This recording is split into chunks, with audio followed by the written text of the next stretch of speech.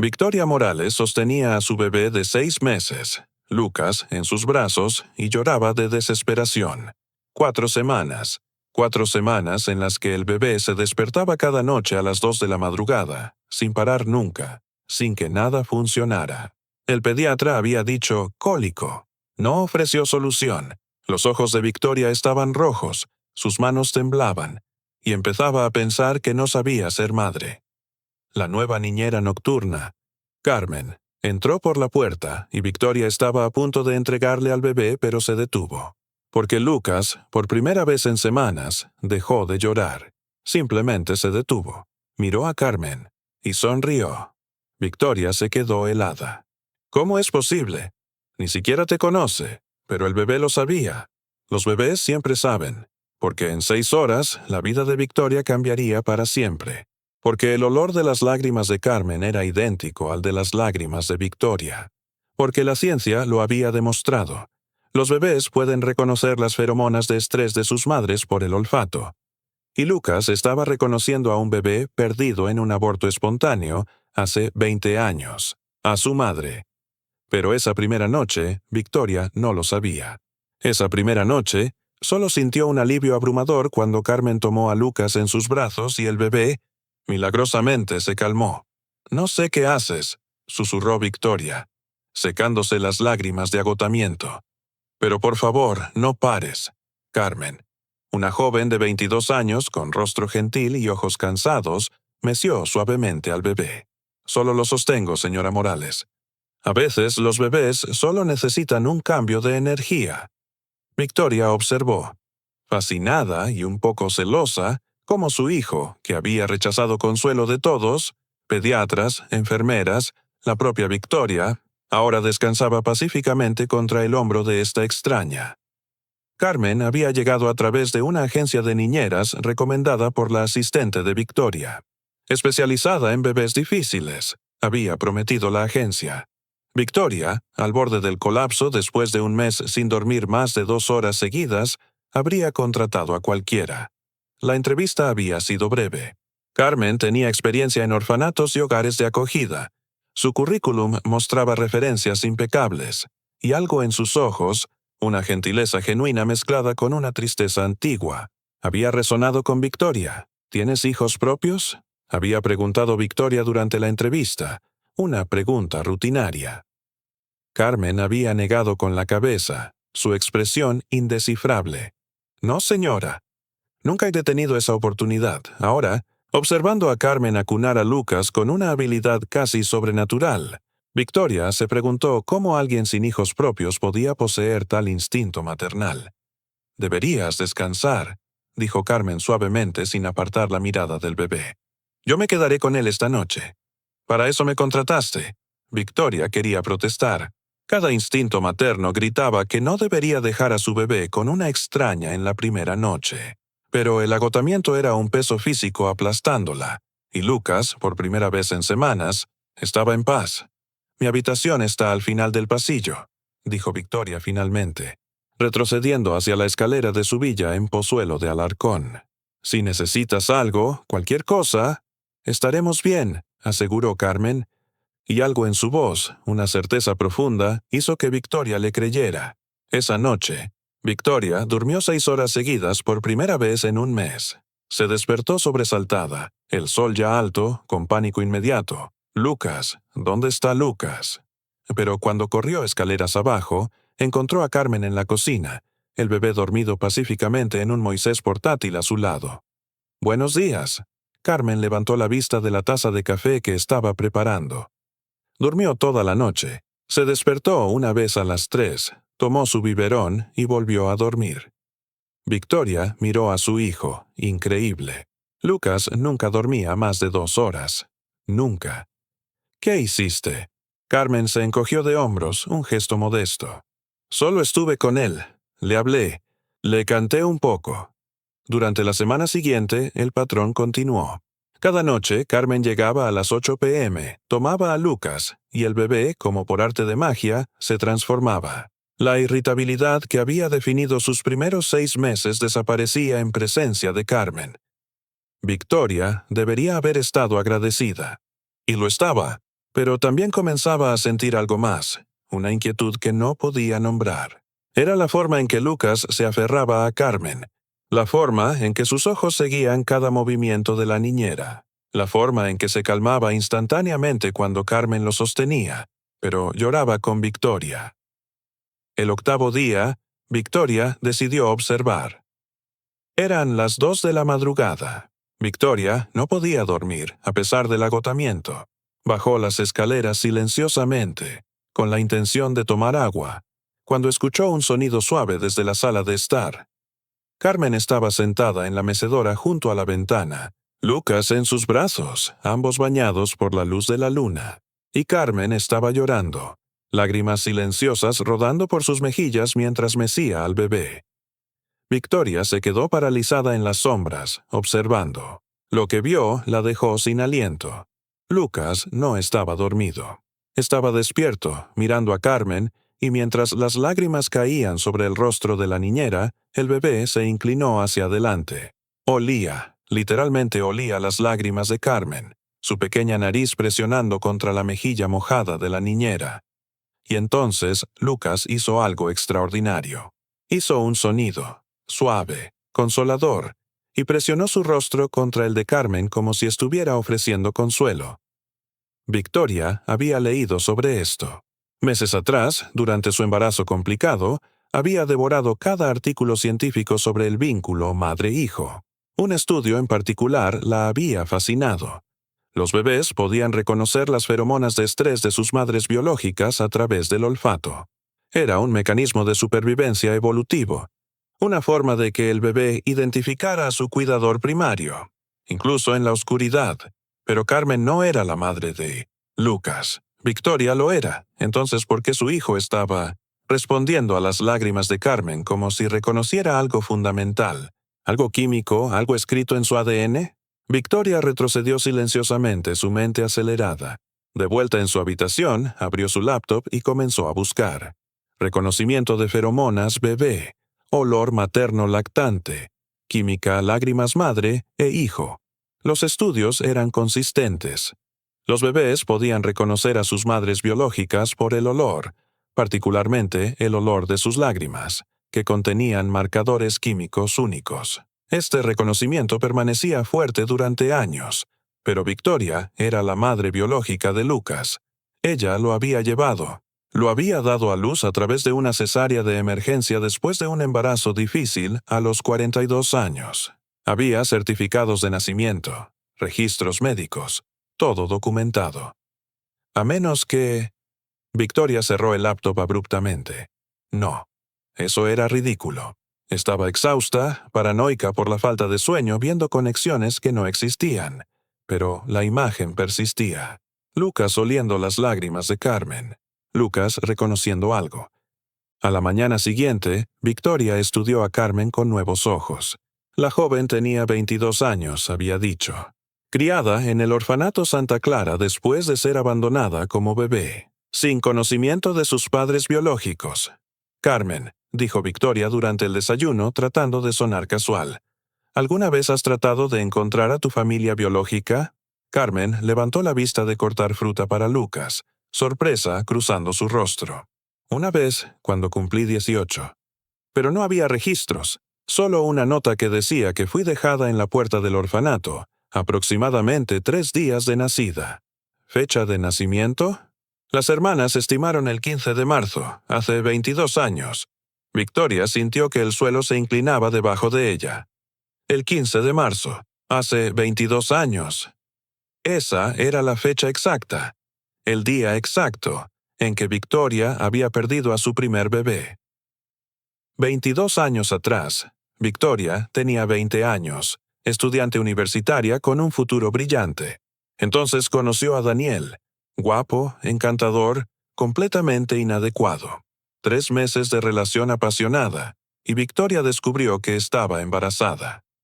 Daniel desapareció de la noche a la mañana. Cambió de número, abandonó la universidad. Victoria nunca volvió a verlo. La madre de Victoria, doña Isabel, una mujer tradicional y severa, había sido inflexible. Terminarás la universidad. Este bebé arruinará tu vida. Hay opciones, pero Victoria no podía abortar. No quería. Lo tendré, había dicho con valentía desafiante. Me las arreglaré. Doña Isabel había cambiado de táctica. Entonces lo darás en adopción, a una familia que pueda darle lo que tú no puedes. Terminarás la escuela, tendrás tu carrera, y nadie necesita saber sobre esto. Victoria había resistido durante meses, pero su madre era persuasiva, implacable. ¿Qué vida tendrá ese bebé contigo? ¿Criado en la pobreza mientras luchas por sobrevivir?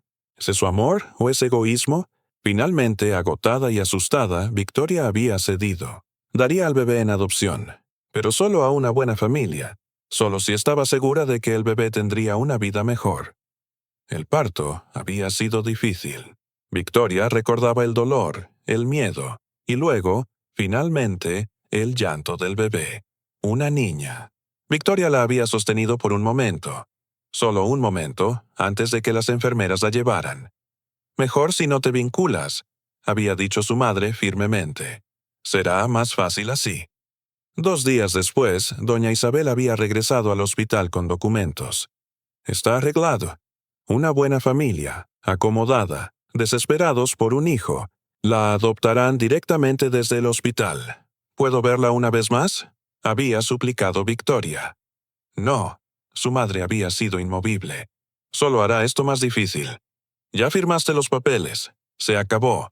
Excepto que Victoria nunca había firmado ningún papel de adopción. Lo recordaba claramente porque había estado esperando que alguien le trajera los documentos, pero nadie lo hizo. Y luego, 2 semanas después, aún en recuperación en casa, su madre había entrado a su habitación con una expresión extraña. Ha habido complicaciones, había dicho doña Isabel con voz tensa. La bebé no sobrevivió. Hubo problemas respiratorios. Los doctores hicieron todo lo posible. Victoria recordaba el entumecimiento, el shock tan profundo que no podía procesar. ¿Qué quieres decir? Estaba bien. Lloró. La escuché llorar. A veces estas cosas pasan con bebés prematuros. Su madre había mirado hacia otro lado. Es trágico, pero quizás es por algo mejor. Ahora puedes seguir adelante con tu vida sin esta carga. Victoria había llorado durante semanas, luego meses, pero con el tiempo, como su madre había predicho, siguió adelante. Volvió a la universidad, se graduó con honores, construyó una carrera exitosa.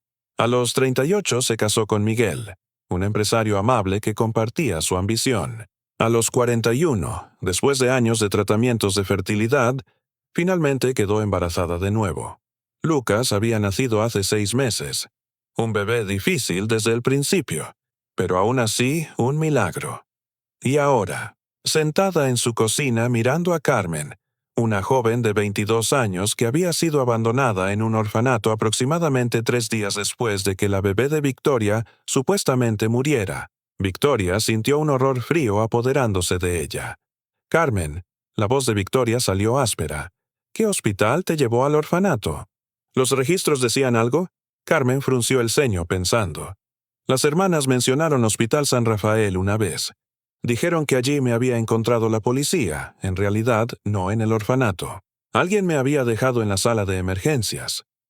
Hospital San Rafael, el mismo hospital donde Victoria había dado a luz hace 22 años. Victoria se levantó abruptamente.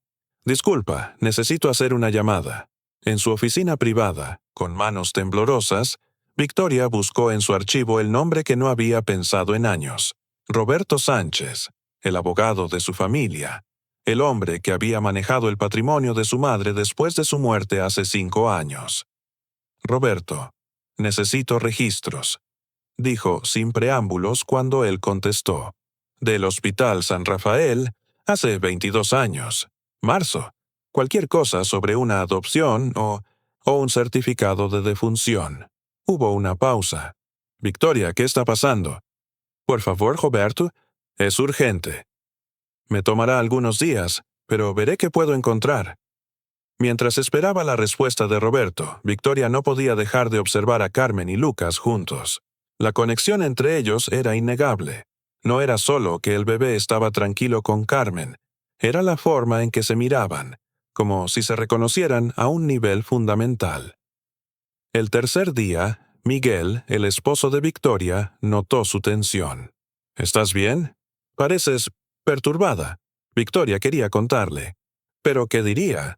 Creo que nuestra niñera podría ser mi hija que supuestamente murió hace 22 años. Sonaba loco, solo cansada, mintió. El bebé, el trabajo, pero Miguel la conocía demasiado bien. ¿Hay algo más? ¿Es Carmen? ¿Ha hecho algo? No, no. Ella es perfecta con Lucas. Demasiado perfecta. Esa noche, Victoria observó nuevamente desde las sombras. Carmen sostenía a Lucas tarareando suavemente. Y Victoria se dio cuenta de que no era solo el olor. Era todo. La forma en que Carmen sostenía al bebé, la inclinación de su cabeza, ciertos gestos, eran como mirarse en un espejo más joven, como no lo había visto antes. El cuarto día, Roberto llamó. Victoria, encontré algo inquietante. No hay certificado de defunción para un bebé con tu nombre como madre en el Hospital San Rafael en marzo de hace 22 años. Victoria sintió que su respiración se detenía. ¿Qué significa eso? Significa que si tu bebé murió, no fue registrada oficialmente, lo cual es extremadamente irregular. Pero hay más. Encontré algo en los archivos de tu madre. ¿Qué encontraste? Un recibo. Por una suma grande pagada a un doctor Ortega, quien trabajaba en el Hospital San Rafael en ese momento. Y una nota en la letra de tu madre. Arreglado. Bebé colocada de forma segura. Victoria nunca sabrá. El teléfono casi se escapa de la mano de Victoria. ¿Qué estás diciendo? Creo que tu madre mintió sobre la muerte del bebé. Creo que arregló una adopción privada, posiblemente ilegal, y te dijo que el bebé había muerto para asegurarse de que no la buscaras. Victoria colgó el teléfono y se quedó mirando la pared. Su madre, su propia madre, había robado a su bebé. Victoria confrontó a Carmen esa noche, su corazón latiendo tan fuerte que pensó que podría romperse. Carmen, necesito preguntarte algo. Y necesito que seas completamente honesta. Carmen levantó la vista de Lucas, preocupación cruzando su rostro joven. Por supuesto, señora Morales. ¿Alguna vez has sentido una conexión con Lucas? ¿Algo que no puedes explicar? Carmen dudó, luego asintió lentamente. Sí, desde el momento en que lo vi. Es como si lo conociera de alguna manera. Sé que suena extraño. Victoria respiró profundamente. Carmen, ¿qué sabes sobre el día en que fuiste encontrada? Solo lo que las hermanas me dijeron. Me dejaron en el Hospital San Rafael, aproximadamente 3 días de nacida. Sin nota, sin identificación, solo una manta rosada. ¿Una manta rosada? Victoria sintió que las lágrimas picaban en sus ojos. Ella había traído una manta rosada al hospital, una manta especial tejida por su abuela. Carmen, la voz de Victoria se quebró. Creo que sé quién es tu madre biológica. La joven se quedó muy quieta. ¿Qué quieres decir? Creo que soy yo. El silencio que siguió fue absoluto. Lucas, como si sintiera la importancia del momento, había dejado de parlotear y observaba a ambas mujeres con ojos solemnes. Eso es imposible, susurró Carmen finalmente. Usted tiene 42 años. Yo tengo 22. Eso significaría que tenía 20, terminó Victoria. Tenía 20 cuando di a luz. Me dijeron que el bebé, que tú, habías muerto. Pero creo que mi madre mintió. Creo que te dio en adopción sin mi consentimiento y me dijo que habías muerto para que no te buscara. Carmen se había puesto pálida. ¿Por qué me estás diciendo esto? Porque Lucas te reconoce. La forma en que reacciona a ti, al olor de tus lágrimas, es la forma en que los bebés reconocen a sus madres biológicas. Excepto que él no te está reconociendo como su madre. Te está reconociendo como su hermana, como alguien que comparte mi química, mi ADN. Esto es demasiado. Carmen se levantó bruscamente, aún sosteniendo a Lucas. Necesito tiempo para procesar. Haré una prueba de ADN, dijo Victoria rápidamente. Si estoy equivocada, lo sabré y nunca volveré a mencionarlo. Pero Carmen, si tengo razón, si eres mi hija, mereces saberlo. Mereces saber que fuiste amada, que te quería quedarme contigo, que no tuve elección. Carmen se quedó de pie en medio de la sala, lágrimas rodando silenciosamente por su rostro, y Lucas, sintiendo su angustia, presionó su pequeña mano contra su mejilla, como si tratara de consolarla. La prueba de ADN tomó 3 días. 3 días durante los cuales Victoria apenas durmió, apenas comió, apenas pudo concentrarse en nada más que la posibilidad imposible que había tomado forma en su casa. Carmen continuó viniendo cada noche, pero la facilidad entre ellas se había vuelto tensa, cargada con la espera. Miguel finalmente exigió respuestas y Victoria se lo contó todo. Para su sorpresa, él no pensó que estaba loca. «Confía en tus instintos», había dicho tomando su mano. «Sea cual sea el resultado, lo manejaremos juntos». El tercer día, el sobre Manila llegó por mensajería. Victoria lo sostuvo con manos temblorosas, incapaz de abrirlo. Era Carmen quien finalmente lo tomó, quien deslizó su dedo bajo la solapa, quien sacó el papel oficial del laboratorio. Sus ojos escanearon los resultados, y Victoria vio el momento exacto en que la verdad la golpeó. El rostro de Carmen se arrugó, un sollozo escapando de su garganta. 99.97% de probabilidad de maternidad. Leyó con voz quebrada. «Eres mi madre. Eres realmente mi madre». Victoria se movió sin pensar, envolviendo sus brazos alrededor de Carmen, la hija que había perdido. La hija que nunca había dejado de amar incluso cuando pensó que estaba muerta. «Lo siento», sollozaba Victoria. «Lo siento mucho. Debí haber luchado más. Debí haberte protegido. No sabías». Carmen lloraba en su hombro. «No es tu culpa». Lucas, en su cochecito cerca, comenzó a hacer ruidos de disgusto ante toda la emoción, y ambas mujeres se rieron a través de sus lágrimas, inclinándose juntas para consolarlo.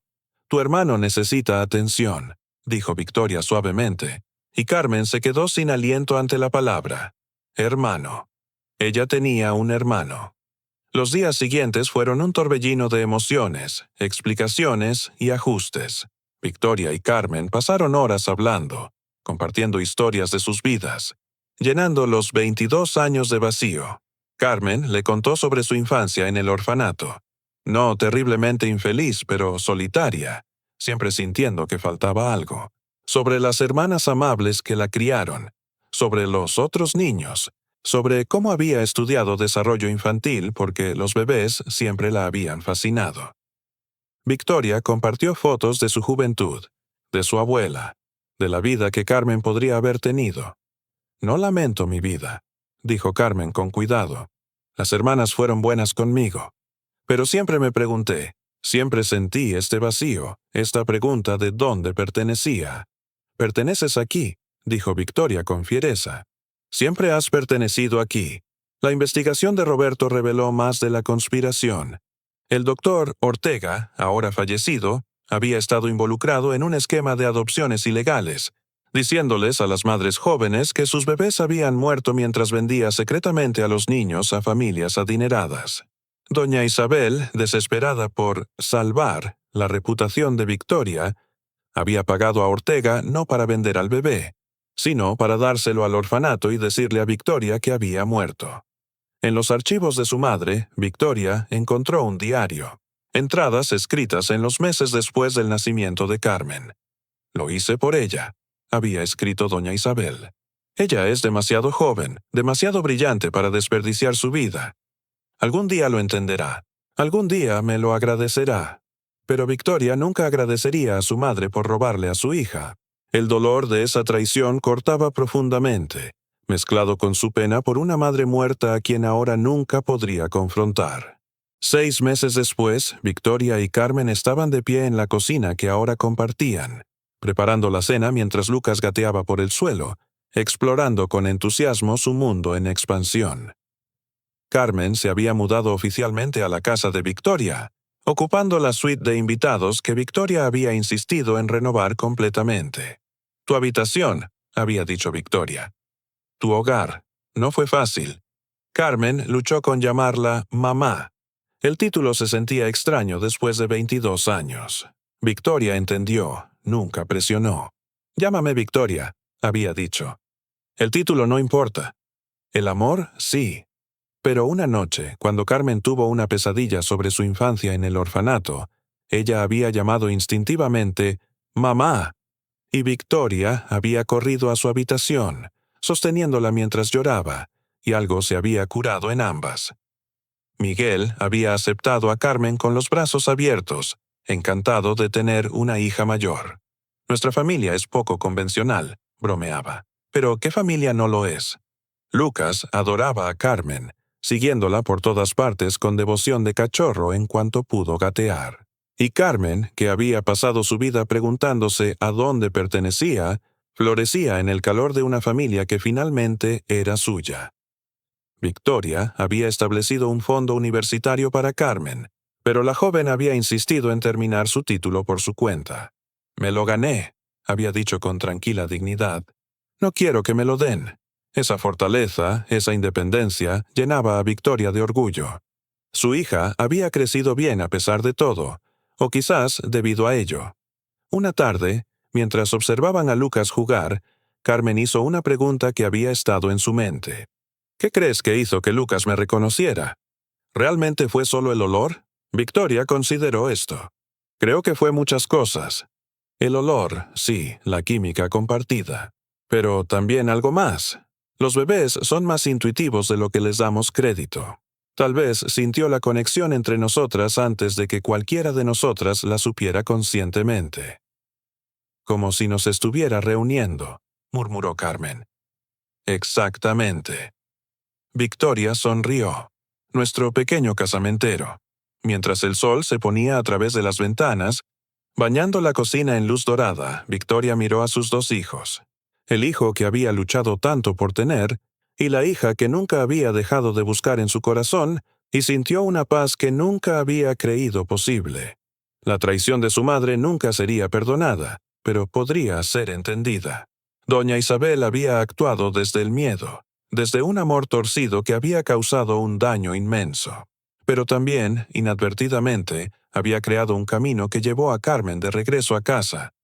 «Mamá», dijo Carmen suavemente, la palabra viniendo más fácilmente ahora. «¿Alguna vez te arrepientes? De cómo resultaron las cosas». Victoria tomó la mano de su hija. «Lamento cada día que perdimos. Lamento no haber podido criarte, no haber estado allí para tus primeros pasos, tus primeras palabras, todos esos momentos. Pero no lamento quién te has convertido. Las hermanas te criaron bien, Carmen. Eres amable, fuerte, compasiva. Eres exactamente la persona que habría esperado que fueras. Y estoy tan increíblemente orgullosa de ser tu madre».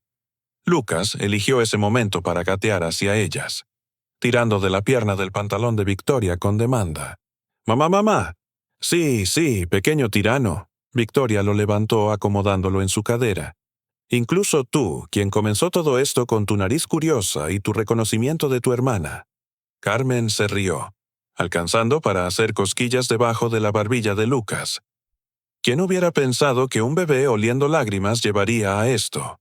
«El amor siempre encuentra una manera», dijo Victoria suavemente. «Incluso a través de 22 años, a través de mentiras y separación, a través de todo, el amor encuentra una manera de regresar a casa». Y mientras sostenía a su hija de pie a su lado, Victoria supo que era verdad. Su familia no había sido creada de la manera tradicional. Había sido forjada a través del dolor y la pérdida, a través de la química de las lágrimas y el instinto de un bebé, a través de la voluntad de creer en imposibles. Pero era real, era suya, y valía cada momento de espera. Fin.